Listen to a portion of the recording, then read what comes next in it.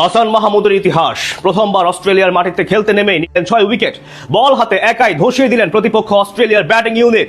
তাকে দারুণ সঙ্গ দিয়েছেন বাকি দুই পেসার ইবাদত হোসেন এবং তাসকিন আহমেদ। আর এতেই 200 রানের আগে অল আউট স্বাগতিকরা। ডারউইনের প্রথম দিন শেষে চালকের আসরে এখন টিম টাইগার্স। বাকি কাজ করতে হবে ব্যাটারদের। অস্ট্রেলিয়ার বিপক্ষে টাইগার ক্রিকেটারদের এমন পারফরমেন্স নিয়ে জানবো রিপোর্টে। অস্ট্রেলিয়ার মাটিতে বাংলাদেশের কাছে ভালো লড়াই দেখতে চেয়েছিল টাইগার ভক্তরা, কিন্তু লড়াইয়ের চেয়ে বাংলাদেশের আসল নজর হয়তো ছিল ম্যাচ জয়ে। শেষ কয়েক বছরে টাইগার পেসাররা চোখে পড়ার মতো উন্নতি করেছে। সেই উন্নতির ছাপটাই যেন আজ আরও একবার দেখালেন ডারউইনের মাঠে। এক হাসান মাহমুদ দিয়ে শুরু, এরপর একে একে তাসকিন ও ইবাদত যোগ দেন তার সাথে।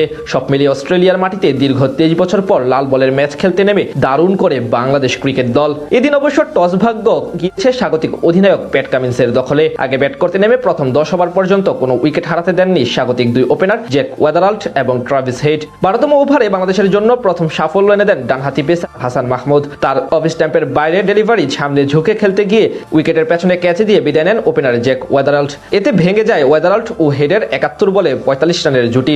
ওয়েদারাল্ড করেন 23 রান। খানিক পরে রাউন্ড দ্য উইকেটে এসে ট্রাভিস হেডকে ডিরেক্ট বোল্ড করে দলকে দ্বিতীয় সাফল্য এনে দেন হাসান। এই ওপেনারের কাছ থেকে আসে 39 বলে 22 রানের ইনিংস। হাসান 2 উইকেট নেওয়ার পর আক্রমণে আসেন ইবাদত হোসেন। তার বলে সেকেন্ড স্লিপে থাকা নাজমুল হোসেন শান্তর হাতে ক্যাচ দিয়ে আউট হন মাত্র 1 রান করা লাবু সেন। এর মাঝে অবশ্য একবার জীবন পেয়ে যান অভিজ্ঞ স্টিভেন স্মিথ। ক্রিজে এসে কাউন্টার অ্যাটাকে গিয়ে কিছুটা চালিয়ে খেলার চেষ্টা করেন ক্যামেরন গ্রিন, তবে তাকে সেখানে সফল হতে দেননি তাসকিন আহমেদ। তার লেন্থে ডেলিভারি লেগ সাইডে ঘুরাতে গিয়ে শর্ট মিড উইকেটে থাকা মুশফিকের হাতে ক্যাচ দিয়ে বিদায় নেন গ্রিন। প্রথম ঘন্টায় 4 উইকেট হারিয়ে 74 রান করে বিরতিতে যায় স্বাগতিকরা। 4 উইকেট হারানোর পর দলের হাল ধরার চেষ্টা করেন স্মিথ ও উইকেট কিপার অ্যালেক্স কেরি। দুজন মিলে বেশ সতর্কতা অবলম্বন করলেও 37তম ওভারে তাদের 63 রানের জুটি ভাঙেন ইবাদত হোসেন। তার বলে বোল্ড হন অ্যালেক্স কেরি। খানিক পরে বি ওয়েবস্টারকে বোল্ড করেন তাসকিন। দ্বিতীয় সেশন শেষ হওয়ার ঠিক আগ মুহূর্তে আরও 2 উইকেট নেন হাসান মাহমুদ।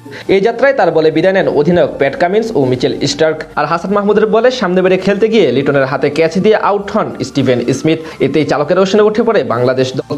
শেষ ব্যাটার হিসেবে নাথান লায়ন বিদায় নিলে 198 রানেই গুটিয়ে যায় অস্ট্রেলিয়া। বল হাতে একাই 6 উইকেট নেন হাসান মাহমুদ। সেই রান মোকাবিলা করতে নেমে নিজেদের প্রথম ইনিংসে বেশ রয়ে শুয়ে খেলতে থাকেন বাংলাদেশের 2 ওপেনার তানজিদ তামিম ও সাদমান ইসলাম। যদিও মাঝে তামিমের একটি ক্যাচ মিস করেন নাথান লায়ন। এরপর অজি বোলারদের বিপক্ষে বেশ ধৈর্যের পরীক্ষা দিয়ে প্রথম দিন শেষ করে বাংলাদেশের ব্যাটাররা, যার সুবাদে এখন ডারউইন টেস্টের চালকের আসলে সফরকারী টিম টাইগার্স। একদিনেই ম্যাচ জয়ের সুবাস পাচ্ছে শান্ত লিটনরা। এখন দেখার পালা সেই ধারাবাহিকতা বাকি 4 দিন ধরে রাখতে পারে কিনা। সেটি ধরে রাখতে পারলেই প্রথমবার অস্ট্রেলিয়ার মাটিতে তাদের বিপক্ষে টেস্ট জয়ের স্বাদ পাবে লাল সবুজের প্রতিনিধিরা।